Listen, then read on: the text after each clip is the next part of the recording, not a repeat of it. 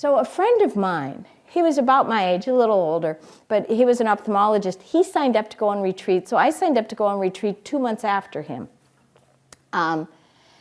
Because he was my canary in the well. If he went and did not die, I would go. And literally, that was very much how I looked at it, just. Now, he did have a huge breakthrough and was in therapy for years, but I did not know that. Thank God I did not know that. So I go on retreat, finally, and it was just totally life-changing. It was like I thought, what Thomas Keating gave in my life was, he described the spiritual journey in terms I could understand. He talked about the psychology that I knew about and sociology and our tradition. So he merged the gap, because before it was one or the other. Like it was this or here, but I didn't know how they tied together. And I never heard anybody talk about John of the Cross or Teresa of Avila and speak in contemporary terms that understood my life. But here he was speaking it. And I thought, when I sat there, I knew that if I heard no other teaching than those spiritual journey tapes I was 30 years old, for the next 30 or 40 years, that I had my work cut out for me just to live into what I had heard. But they also had the best food I ever had in my whole life. They were vegetarian. They made all their own food. Pat Johnson and Marianne Matheson in the heyday, they made bread at the time. I was just in little hog heaven. And they sold their recipes. So I came back more committed than ever to the prayer, but with the recipe book. So I was going to eat that food and do the prayer. I was a banker at the time. So anyways, I'm eating the food, doing the prayer.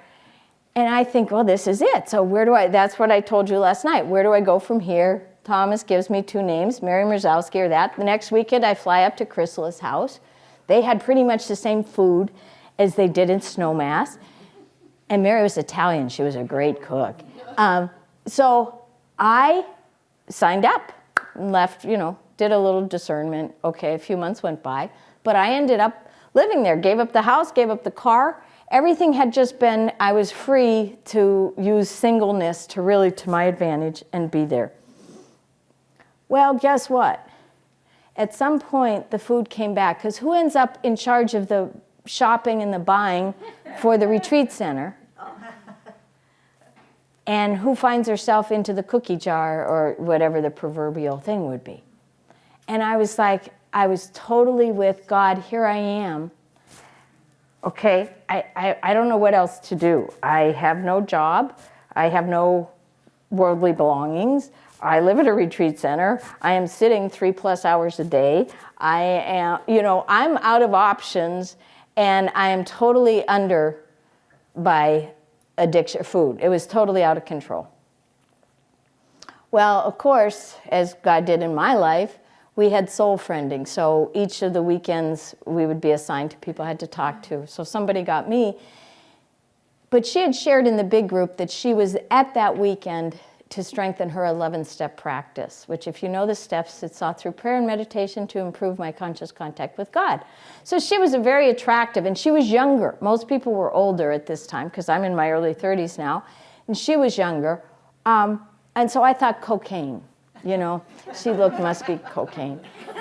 So she was in my soul friending, and it turns out it was food. She started to share about her stuff, and I started to just sit there and cry, like God just sent you right to me. So anyways, I got into that was my real introduction. I'd been to Al-Anon and adult children and all of that beforehand, but this was my real bottom with that piece of it. Anyway, so as I'm doing my work, and you go back through and you do it, I remembered that birth story. So I called my mother up and I said, is it true? Because you know how family tales get going. And she said, oh yeah, no, you slept through your first. We tried to, do this to the bottom of your feet, but we couldn't wake you, so. And I said, did I room in with you? She said, oh no, I was born in 1958. You didn't room in then, she said. She said, you were put on a schedule. Well, what I knew intuitively, this is just for me, And it was just God giving me, you don't always know, but this made sense to this little being. I did sleep through my first feeding. I did not sleep till my second feeding. Because the energy behind my food addiction is such that it is way beyond, I mean, rationally I know I will not die if I don't eat that, but energetically you would think I would die if I don't eat that. It's that kind of energy behind it. So whatever this was that was programmed in me, and I'm Irish, I have a friend that says they're part of the CIA. They're Catholic, Irish Catholic, and alcoholic. But Irish Catholic is enough to program you for addiction on any level, on anything. So I fully qualified genetically to be programmed, but that piece just really fit on how it played out. I could just see how it played out through the whole thing. And I kept addressing prayer to fix it. And what I was with is God kept inviting me, instead of fixing it, to let go of it. You know the difference? Mm-hmm. It's a really big difference. And this is what Thomas is saying in his latest, one of his latest writings. Because somebody said last night, we have to fix ourselves, which is true. But you know, you wouldn't be here if you didn't want to be the better you. But listen to what he says. Powerlessness is our greatest treasure. Don't try to get rid of it. Everything in us wants to get rid of it. Grace is sufficient for you, but not something you can understand. What this prayer and what all of these practices for me do is they bring me to the point where I finally say, wow, God, I do really need you. I can't do this.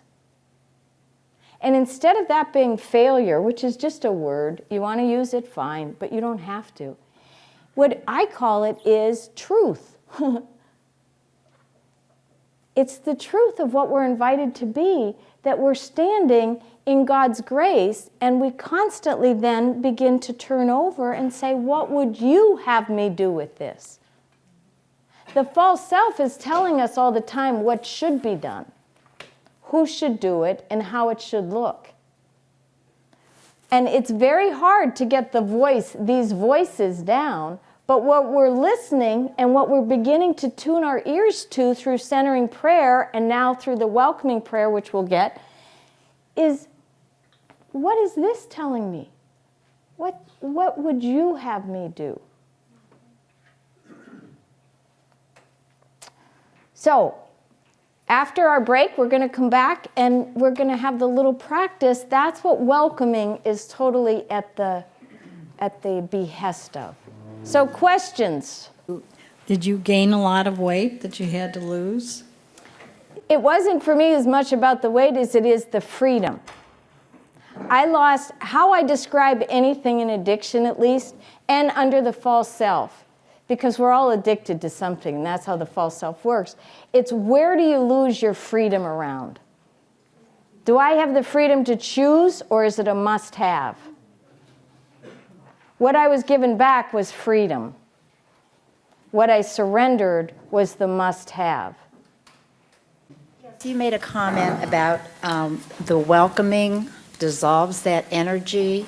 I have this energy thing that propels me all the time. But you're saying that the welcoming prayer will help dissolve that energy and bring a more peaceful center? I wouldn't say welcoming dissolves the energy. I would say the welcoming transmutes the energy into creative, life-giving energy versus self-destruction or self-centeredness. So if we look at it, the gift of welcoming, and why I really liken it much more to a dance, because it has a lot of movement and motion with it. What we're hoping to do is to move with the flow of energy and allow God to release it in life-giving ways, versus most of the time I'm spent trying to control it manage it. That's a very depression comes from that, and exhaustion. You know, when we're trying to hold it in, so it frees it, but it's being freed to God's service versus the way that the self, that me. Why is it not automatically part of the process? Because I do believe that there are people that are not aware of this, yet they center. In the back of Open Mind, Open Heart, Father Thomas talks about the guard of the heart. There are other practices that also are aimed at supporting the dismantling of the false self. Welcoming is for me, it's a very foundational piece, but centering prayer is the basis. And I think if we really look at centering prayer as developing the relationship, when we're ready for it, if it is in our path, God will provide it. It's like everything else, that we don't have to. One of the things that gets confusing, and we don't do it initially in the introductory, is because it's Mary and Martha. Centering prayer is still centering prayer. And this is a prayer practice for when I'm not centering, but people tend to merge them, and it gets where you're not really doing anything, or you're doing a little bit of, a little bit of this and a little bit of that and a little. So we tend to keep them at least to allow centering prayer to be fully established, and then you can see where welcoming can benefit, but not to take away from. I'll just follow it up with, was asked to do welcoming at Villanova at their staff and faculty retreat, Holy Thursday. And I asked if centering prayer would be part of it, and they said no. Okay? So I was talking to Father Thomas about this. And I think, because there was a lot of discussion that people could be brought into centering prayer through welcoming. Just do welcoming, and it's an invitation in. But we're holding the line that centering prayer comes first. But he said, no matter what you say about welcoming, make sure people understand, without a sitting practice, it'll get you nowhere.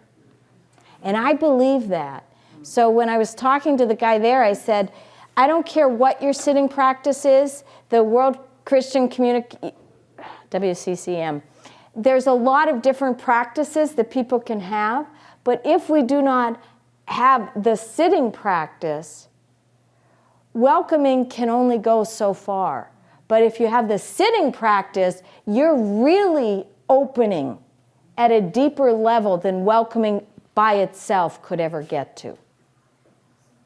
I got up this morning and I had this thought. Is it possible that the process and the welcoming could be about accepting the gifts in the unconscious? Because I found in my life I've been overly conscious of the crap. And so I find that the God work for me has been, this is where your gifts are, and I find I resist that just as much, with the gentleman who talked about not going to the chair, because the message I've been reinforcing is, no, God, I don't have those gifts, or I don't have those talents, those are someone else's. So I'm finding the reverse, not the crap, but the gifts. Could you speak to that? You're absolutely right on. We should check. But in the back of Open Mind, Open Heart, I will just point out, under Guidelines for Christian Life, Growth, and Transformation, number 1, the fundamental goodness of human nature, like the mystery of the Trinity, grace, and incarnation, is an essential element of the Christian faith. This basic core of goodness is capable of unlimited development, indeed of becoming transformed into Christ and deified. Number 2, he lists like 40 or 50. Our basic core of goodness is our true self. Its center of gravity is God. The acceptance of our basic goodness is a quantum leap in the spiritual journey. If you could stand in what you just said for the rest of it, these practices are just at the service of that.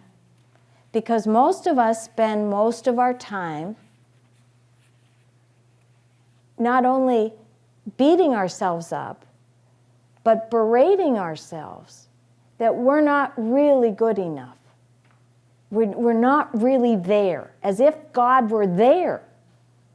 When the invitation is, I'm right here, honey. I'm right here. Come here. You're okay. And that's what I mean, that we start with, and the first part of the spiritual journey is often putting us back together to claim our goodness. Because it's only out of goodness that we can begin to see what are the obstacles that prevent that from being a little more established. Not that they're bad or evil or I'm just can't get it. It's really just like, wow, maybe you don't need that anymore. Because I'll tell you something, it's like back to food. Food was what got me through a lot of really hard times that I might not have made it through without. So it was the friend I needed, and it was an awful safe and good friend. But it just got to the point where God was inviting me to put it down. Maybe you don't need it anymore. So that dance, and please keep bringing that back. It is our basic core goodness that we're asked to step out of. The false self keeps bringing us back to me. And it's generally me, what's not enough, but even when I'm talking about how broken I am, who am I talking about? God's handiwork. Me. When you live out of the true self, it's about God. So you're going out in love instead of all this, oh, did I say that? So thank you. I'm wondering, though, that in the way we were raised in organized religion in this country, the educational process itself has been about the fact that we're really not good. And that's what it's about. How do you deal with that? I mean, that's the dance, and that is how I see the journey.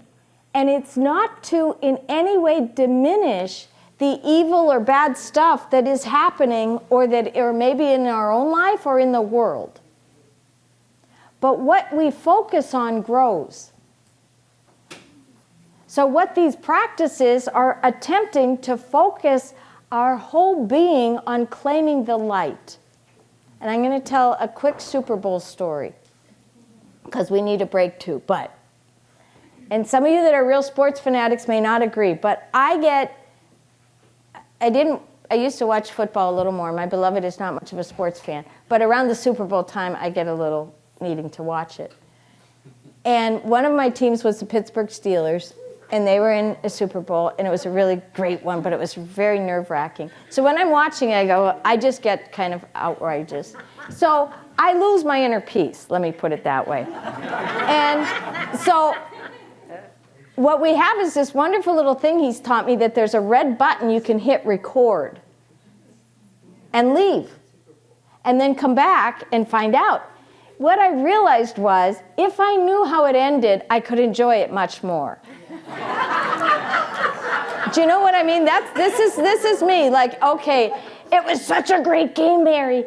But who won? So is it heartbreaking great game, or is it great game? They won. It occurred to me in my life, I know who won. But I don't live out of that. I have a built-in forgetter. I believe this Lent we're walking into, I believe that on the cross and through the descent into hell and the resurrection and the ascension, I believe it's already redeemed.